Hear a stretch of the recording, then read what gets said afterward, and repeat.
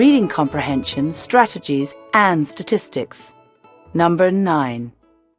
Whenever you start working on a reading comprehension practice set, think accuracy and process first, speed later.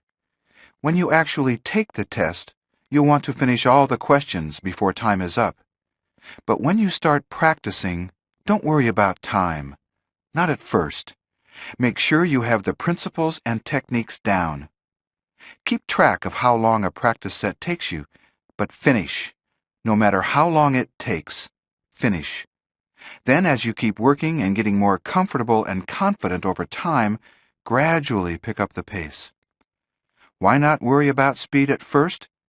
Because if you race through a section and do poorly, you won't know if you missed questions because you were going too fast or because you didn't know how to approach the material. And practicing for the GMAT is like working on any other skill, whether it's learning to play a song on the guitar, throwing a curveball, or tying your shoes, although I personally suggest Velcro. You break the task down slowly first, then speed it up. Same thing here. As you become more in tune with the structure and length of a passage, you'll begin to pick up speed. As you become more familiar with the elements of a question, you'll get quicker.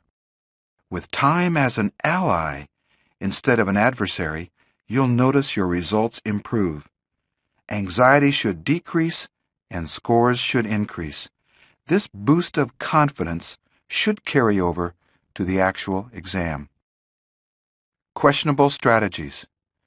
There's a lot of misguided advice out there about the reading comprehension section of the GMAT. Unfortunately, some people follow it.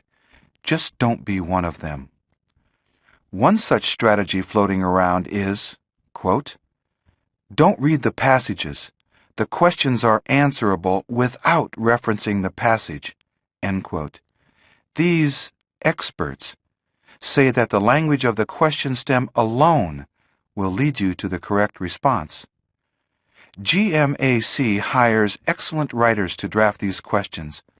They follow strict guidelines relating to question types and level of difficulty. My guess is that they have at least 2 content editors for every passage and question. Their job is to ensure uniformity, consistency, and challenge. Remember, this exam has to pass muster for every business school that uses it. Do you think the creators would fall prey to such a bogus strategy? Nah. It sounds cute and very inviting, but don't believe it. Here's another bogus strategy. What about the experts who whisper that, when in doubt, the answer to a multiple-choice question is usually A, or E, or B, or C, or D, depending on who's telling the story? This theory, probably from the Flat Earth Society, assures the test taker that over the years, one lettered response has occurred with much greater frequency than the others, thereby creating better odds for you when guessing and saving you untold anguish. Remember, the test takers may be harsh, but they're not stupid. Do you think that they would just hope that no one notices that one particular letter is usually the correct answer? Answer choices are randomly generated. Rest assured that over the long haul, one lettered choice has appeared with the same frequency as the others. There's no shortcut to performing to your potential on this section. The only way is hard work. Let's look at some reading comprehension statistics. We've compiled statistics over the past 5 years relating to the question types that appear with the most frequency in the reading comprehension section. After analyzing more than 300 questions, here are the percentages for the various question types. Hunt and Peck questions appear about 23% of the time. Inference questions about 18% of the time. Main idea, 15%.